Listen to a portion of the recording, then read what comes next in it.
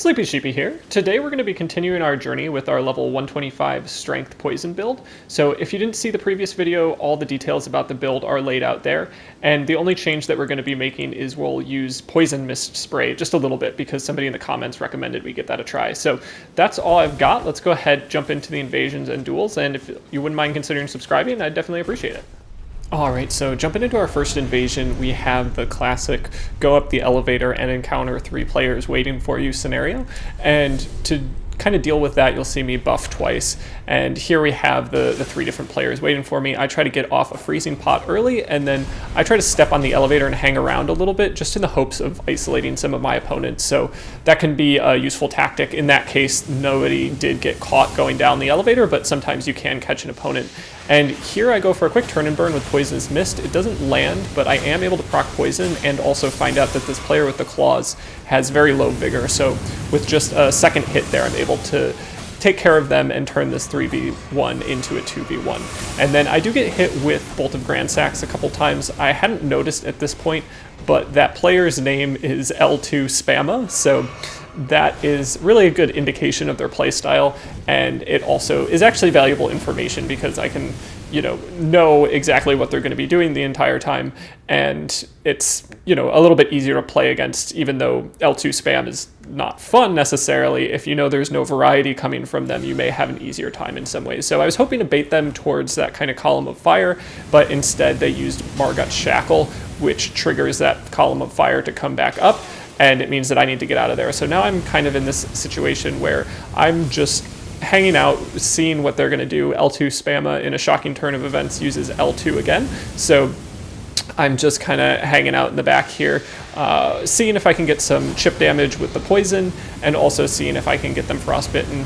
So just anything I can do, really. I'm trying to pick my moments, and then at a certain point, I do start to feel like the damage that comes with the Stone Club isn't going to be quite enough. What I really want is burst damage, and I've gotten my poison buff for about 20 seconds, so I'm able to run in, dodge some L2 spam, and then go for the true combo with the Caestus, and that's enough to take care of the second Phantom, and then I go for just some light attacks on the host now that it's just a one-on-one, and that turns that 3v1 into a 0-on-1 in some pretty nice fashion. So this next invasion is mostly just a showcase of utilizing the Stone Club crouch attack as a roll catch. So here we land it once, then they roll twice, and we land the crouch attack roll catch, and then we go for just a regular light attack here, but then we do go for one more crouch light attack, and that's enough to roll catch them for a third time. So definitely useful to have that kind of in your back pocket and understand that the crouch attack is probably the way to go. It's not always the most intuitive because it is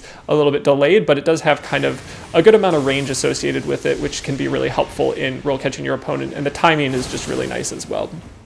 So next up we have another 3v1, and this involves 2 players that are partially separated. I quickly use the Spellproof Liver just because I see that Moonveil's in the mix, and there's a third player actually below me, and you can see now on screen that they're using the Mohg's Great Spear, Ash of War. So I do need to be worried about blood loss buildup that is going through the floor and contributing to some damage as well as my blood loss meter.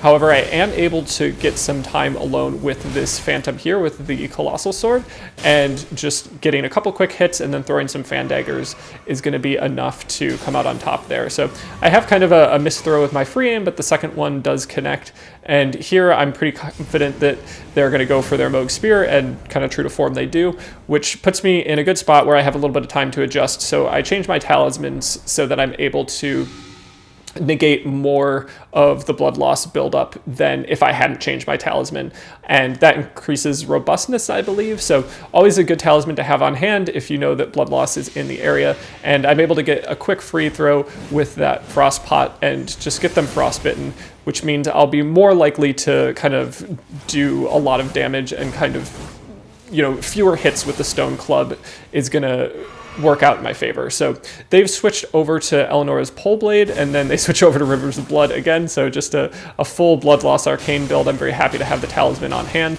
And here I land 2 hits, which is doing quite a bit of damage.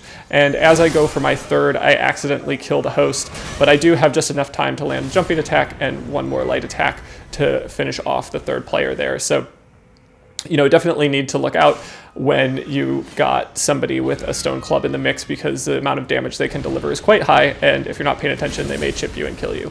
So this next invasion is mostly just a trial of the poison spray mist. So I found that the amount of time that it took to utilize was not necessarily worth it, and the amount of kind of damage you take in the trading process really kind of negates the usefulness of the effects. But it is worth noting that it does usually around 22 ticks of damage. So that's quite a bit. That's higher than Scarlet Rot or the Deadly Poison. So it's, I think, the highest tick damage in the game. And that's going to be, it would be useful if the amount of time and effort going into getting it off and getting your poison procced was a little bit lower. So I think if you could maybe surprise an opponent with Poisonous Mist Spray, you'd be in a great spot where you could get them poisoned early. The tick damage would be significant over time. But if they know where you are, the amount of time that it takes to kind of deliver that particular perfume is just a little bit too long, in my opinion. And you really have to utilize something like Endure, so you can just tank a couple of hits and stay in that animation for a little while longer.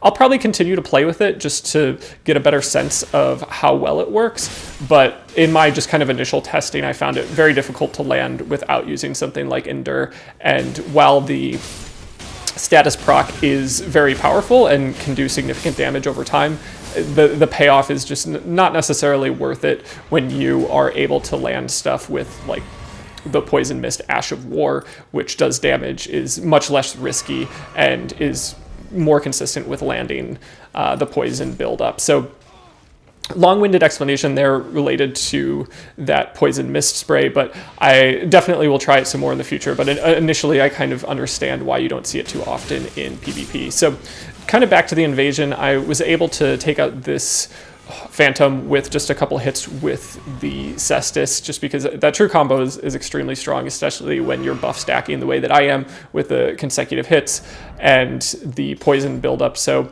I am now in a good spot to swap back over to the Caestus that has Endure on it, and I'm going to go for the Poison Mist Spray again. So I kind of tank the incoming Faith damage here, go for it, and then try to bait them forward into the Poison Cloud. You can see there that the ticks do start building up, so they have been procced with that particular perfume, and the damage is significant. Like you can see their health dwindling pretty fast, and it is enough so that when the PvE does come in, they're able to take care of them. It would have been nice to kind of see the full tick damage.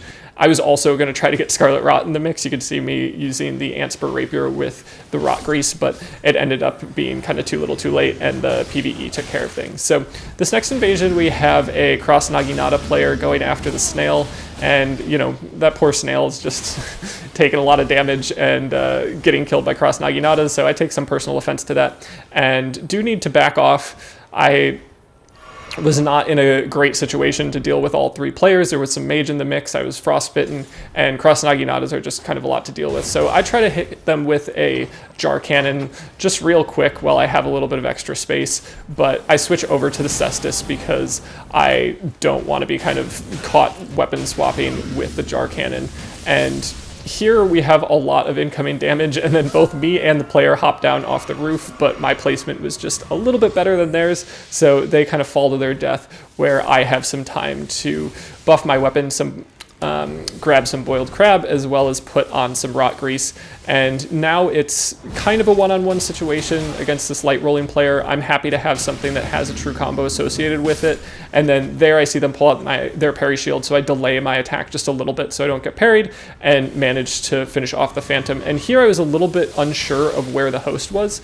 I thought they were going to be up top, but in fact they were below and going for some incantations that were doing pretty high damage.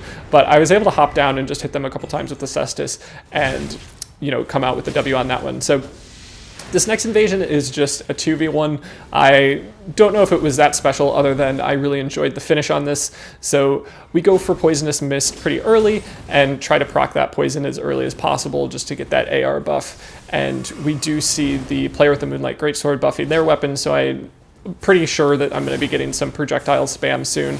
since the heavy attack with the Moonlight Greatsword doesn't require any FP, so there's not really a big incentive to not just spam that. And then there's also the Black Blade Ash of War coming my way. So I try to get into a spot with a little less openness, a little bit more changes in terrain, and I'm able to get the consecutive hit damage there, and then just land one more hit on the Phantom, and now it's just a one-on-one. So I'll try to space the Moonlight Greatsword as well as dodge any incoming projectiles with that heavy attack, and I also pull out the Coil Shield just because I feel like this is a good candidate. So I hit them once with it and then dodge a couple of their attacks. I try to roll in, and then as I expect them to roll away from me, I go for the Coil Shield, and that's enough to get their last bit of HP. So I was very happy with that kind of finish there, and always love to have the Coil Shield in the mix. I think its range can be a little bit deceptive, and players may not be expecting you to be able to hit them from that range. So this next invasion is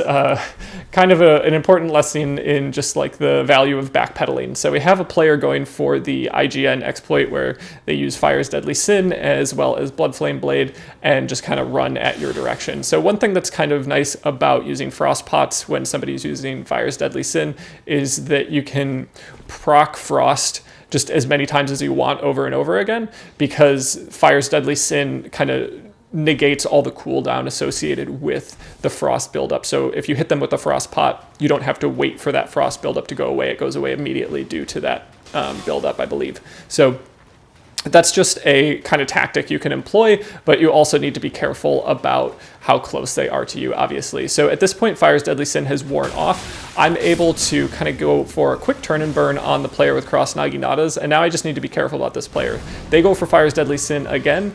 Because I'm going to be taking fire damage, I'm happy to be in water, so that's just something that you can pay attention to. Your fire resistances are a bit higher when you're standing in water, so that can help a bit.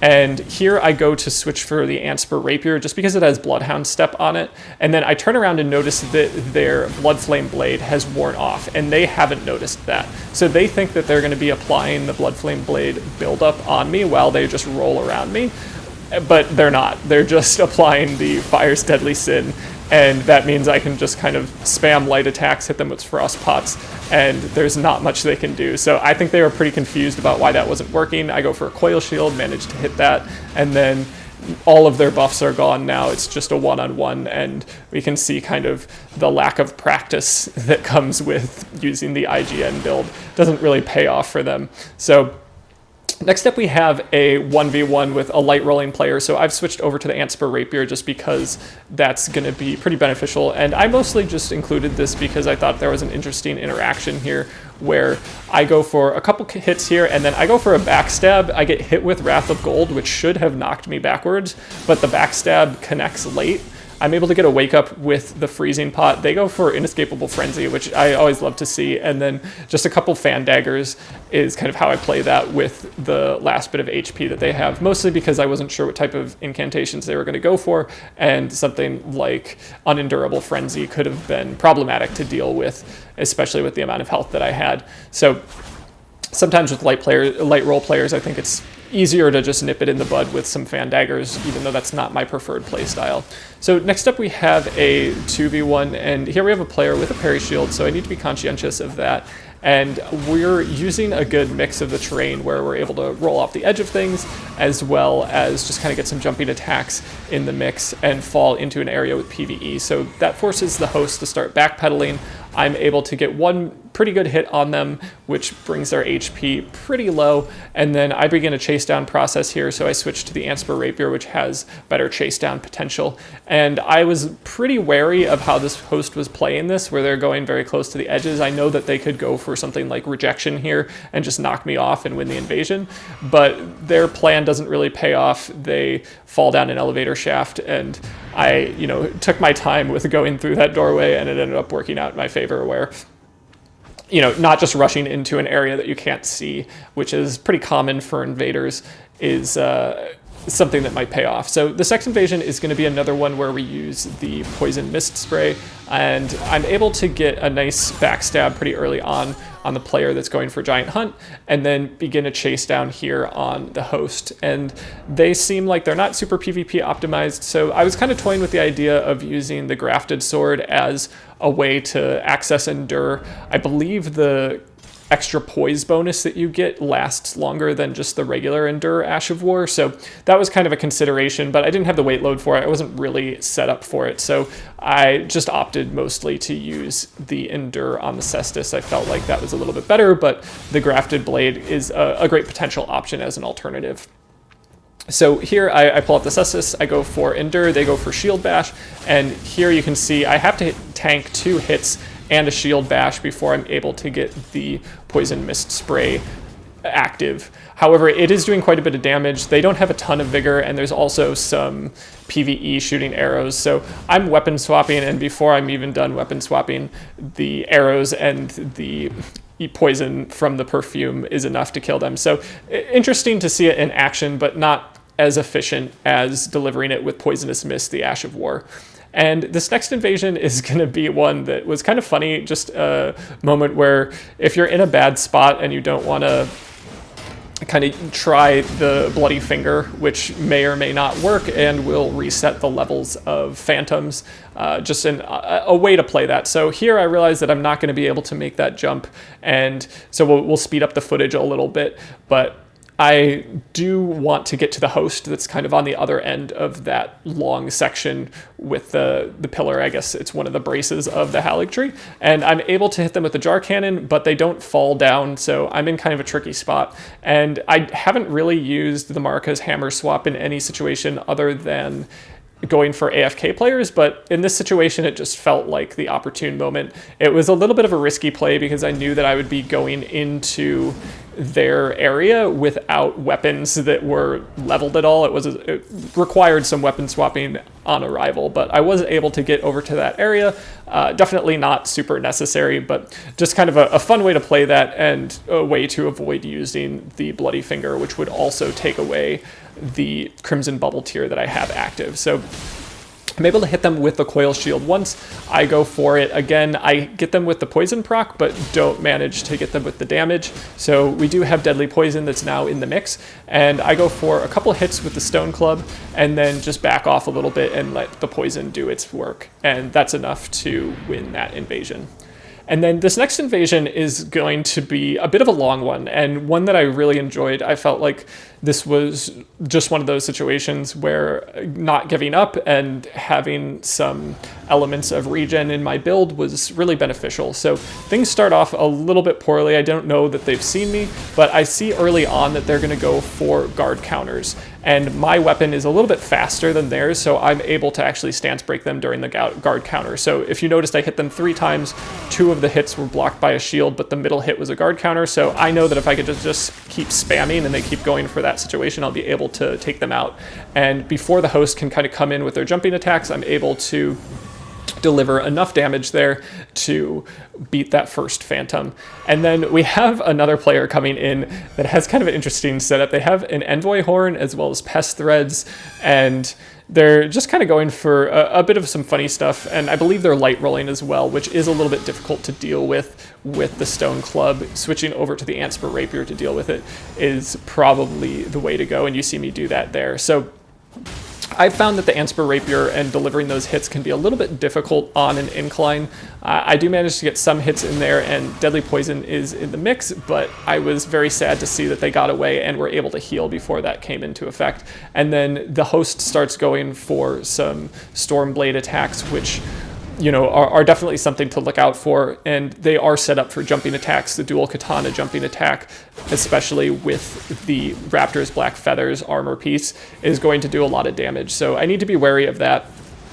We also have Giant's Flame take thee in the mix, which can also do quite a bit of damage. And at this point, I've burned through my health a little bit faster than I wanted to, so I start using the talisman that will give me more HP from each heal that I use. I just hard swap over to that a couple times, and I start playing a little bit more defensively. I'd been pretty aggressive, mostly because I felt like the player with the Envoy Horn was somebody that would be easy to kill, but the mixture of Light Roll and the stun lock potential that comes with the Envoy Horn is actually pretty decent. And then the chip damage that I'm receiving from the Storm Blade as well as jumping attacks with the katanas just mean that I'm not going to have this time or the space to really go after the Phantom the way I would like to. So here I start heading over towards PvE. I've used my last heal at this point and would like to finish off the player with the Envoy. So I'm hoping to go for some burst damage with the Caestus and just catch them in a roll catch chain. But little did I know a blue had come into the world and I start getting stun locked by their spells. So I definitely need to regroup. The amount of health that I have is pretty low at this point, and going for some, incantations here that will give me some health back is pretty important. There was a little bit more that I could do if I had the Icon Shield on hand. That would have been a way to improve it a little bit faster as well. And I'll be probably using those types of things more often in future invasions. Regen is something that I'm developing in my repertoire of kind of invasion play style a little bit more. And then I realized at this point that the blue is just kind of going after the giant, not really caring about the other players in the game, and it's useful for me because I'm able to go after them with the jar cannon while regen is working and at least get some chip damage. And the coordination of the players again isn't working out well. I feel like blues can kind of come into the world and just be out for blood, whereas co-opers may be a little bit more slow and a little bit more protective of the host. So that's definitely interesting. And then here I have a little bit of an issue with my weapon. So I don't realize that I'm actually only one-handing my Caestus. So I had switched over to the seal to use the regen, and if I had been using two Caestus, or the two-handed Caestus option, that probably would have gone a little bit more smoothly against the Phantom there,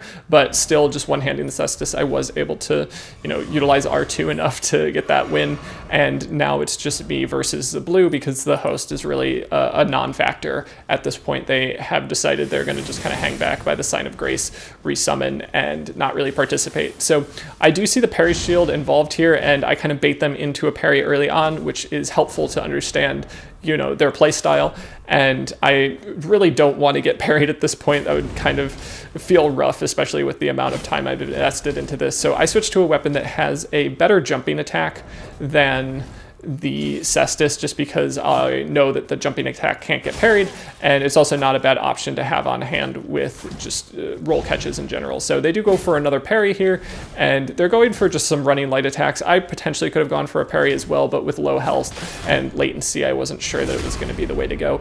And actually, they end up going for their attack, which has a guard portion of their attack, and so they're able to get guard broken, and then I just go for a chase down with the Antspur Rapier, and that's enough to come out on top.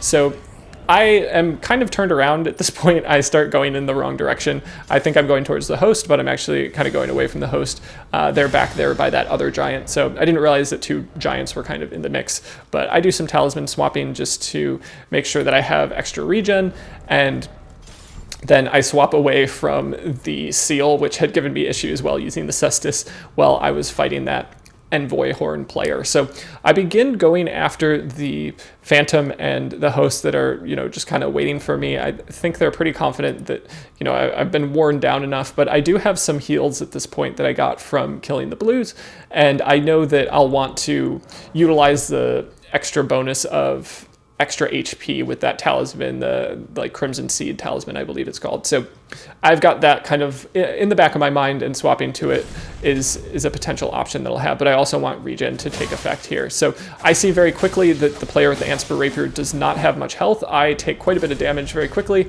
I was also concerned about the blood loss buildup, so I switched talismans for that as well, and that's kind of the talisman that I've got on, but I will be switching to the Crimson Seed, or at least want to.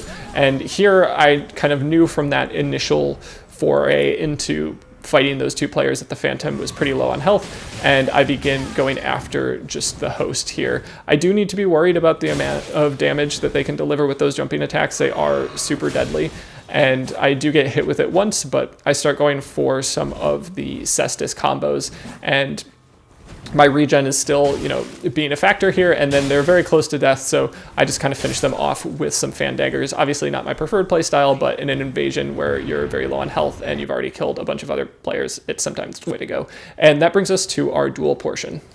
All right, starting off, we're going to have some of the wiggle tech that Stielovski mentioned in one of his recent videos, so totally unnecessary, but just kind of a fun thing you can do to mess around with other players. And the duel begins with a player using the Dragon King's Cragblade as well as a shield, so I'm worried about the range that can come with that heavy thrusting sword, as well as the ability for this player to parry me. The Stone Club has a fairly predictable playstyle associated with it that is susceptible to parrying, but I delay my first attack there.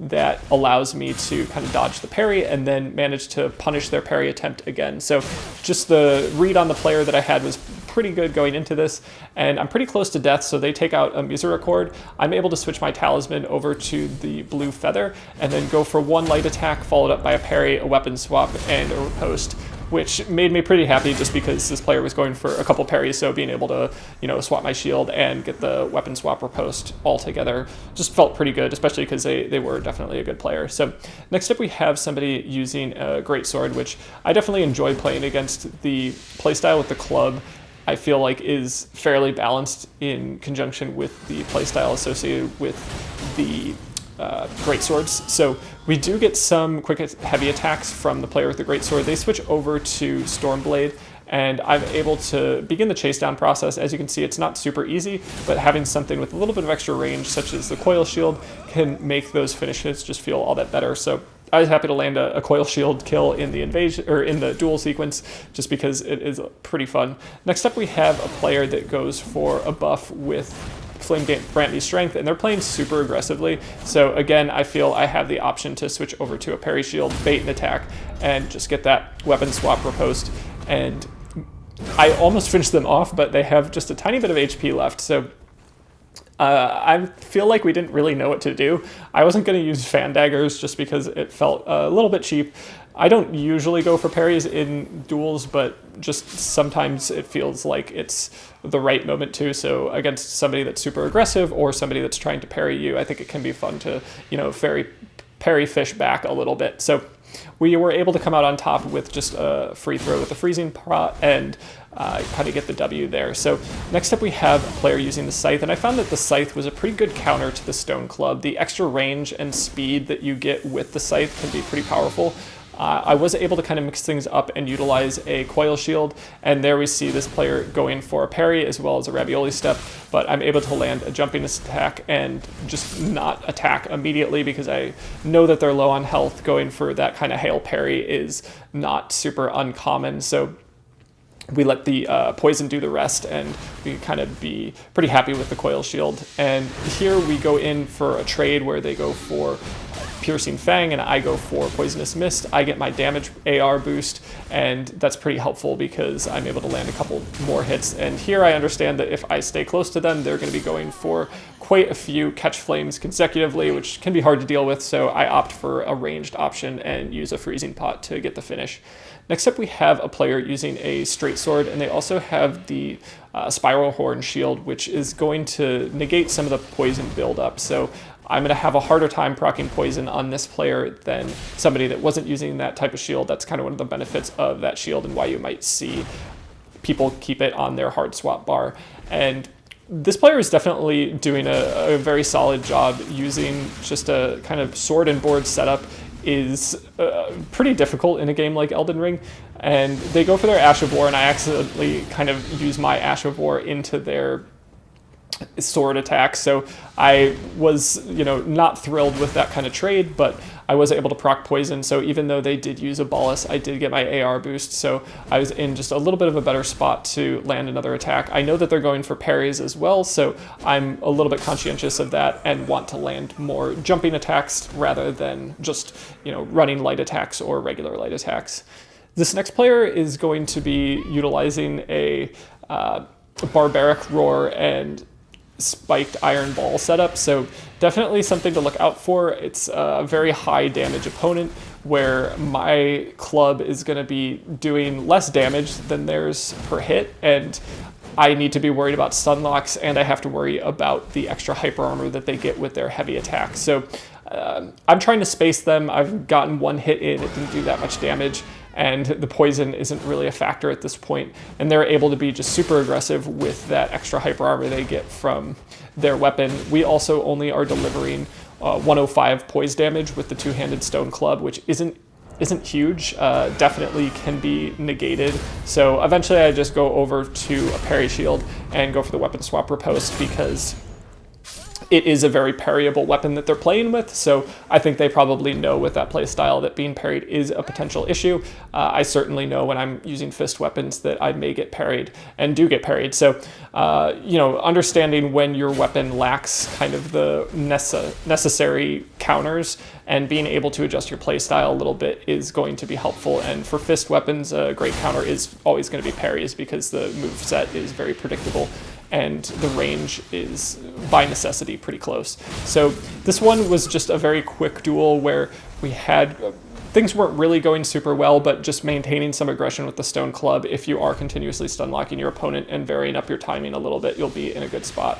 So here we do have a player with fists, and this is a little bit easier to deal with. So they are using Bloodhound Step, but they're just being super aggressive, and I'm very close to blood loss buildup. I was considering going for a blood loss Bolus, but decided to just go for a quick turn and burn and see if they would be aggressive enough to really stay that close, and I was able to just kind of quickly punish their aggression with one more hit with the stone club. So next up we have a player with a couple different bleed weapons, so I do go for a talisman swap just to negate some of the incoming blood loss buildup, and then I use a Bolus real quick as well. They also have poison in the mix, so I was definitely happy to see that. One thing that's kind of interesting about other players using poison while you're using a mushroom crown is that even if you get poisoned, you also get the AR boost. So it can be kind of disadvantageous for a player to use poison against you. And eventually I am able to just land a quick Coil Shield attack and finish off that kill. So I was happy to get,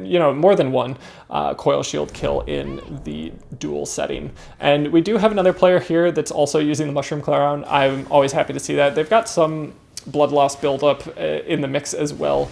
And I do need to be aware of kind of the flies that are coming my way. But any other player that's using poison, it's just kind of fun to see. They go for Poisonous Mist a couple times, and I get hit with poison twice. I go for my own Poisonous Mist, and my poison bar is pretty high, but I was able to land just a couple quick attacks and finish off my opponent before it became too much of an issue. So next up we have a player with a heavy thrusting sword again, and I go for some fan daggers very early because I can tell by kind of the aura around them that they have the talisman that boosts their defenses when they're at full health. So just using a fan dagger can be a nice way to take away that talisman's power and means that your first hit will actually be beneficial. And here we do get kind of a long range Coil Shield attack and get our third kill with it. So Coil Shield is definitely slept on a little bit in my opinion. It's not amazing, but for a mix-up, especially if you're using a short range weapon, I think it definitely can kind of catch your opponent off guard and really come in to be beneficial. Obviously, it is something that you can get punished using. The animation is quite long, but if you kind of get the rhythm of the fight down and have a good understanding of how it's going to be used and just kind of how aggressive your opponent's going to be, you'll often be able to get it off. And even if you don't hit your opponent, you probably won't get punished. And then here was a moment where a player was going for fists attacks. I ran behind the pillar so that they wouldn't see me swap my shield, and then I was able to go for just another quick riposte. And they were playing a little bit more passively. I'd played that player again and swapped over to my Caestus and was able to beat them with that. So I was just going for a stone club attempt there and was able to get the riposte with them to record and finish off the duel. So next up we have a player utilizing the Serpent Hunter, and I really enjoyed playing against players using Great Spears with the Stone Club. I'm not sure if it's an amazing counter, but I feel like the speed at which it comes out, and especially if you're poise breaking your opponent every single time, you're going to be in a pretty good spot to at least deal with the Serpent Hunter or Great Spear play style. And I also find that fist weapons are quite good as well. Their fast attack speed, especially against a weapon that has slightly slower attack speed can be pretty good, and as long as your spacing is pretty accurate and you're not getting kind of overwhelmed by wave dashing and whatnot, you'll be in a great spot to at least deliver pretty consistent damage. We also saw some parry attempts from this player, so definitely can't fault them for that. The parry is a great way to counter weapons that have kind of high DPS and are faster. We also see the parry shield come out again. They decide not to use it. It could potentially be better if they were using it as a hard swap, the way that I will sometimes use parry shields, and they go for a backstep attack, which kind of leaves them open to a backstab, and that's just kind of enough to punish them. But I thought this was just a really fun duel where we had kind of a good mix of spacing and timing and just kind of a complex play style. And this last duel is going to be against a player using a Colossal Sword, and I played them a whole bunch of times, but this one was just kind of a cautionary tale about using hard swap. So I accidentally hard swap over to the Jar Cannon. Do go for a shot, mostly just for content, but am not able to swap away from it. I'm fat rolling, and it doesn't end in success. So I had a lot of fun playing that player. I played them quite a few times, and I just thought that was pretty funny, so I thought I'd include it before the end of the showcase. As always, if you made it this far, just wanted to say thanks so much for watching. Definitely appreciate all the support. And if you do have any opinions about whether you like or don't care about seeing a build showcased twice consecutively, so usually I'll use a build just once and then move on to the next one, but this build has gotten 2 showcases. So if you like this type of format, definitely let me know if it feels stale or something. That's also great to get feedback on. But yeah, I hope you enjoyed. If you have any questions, let me know, and hope you have a good one.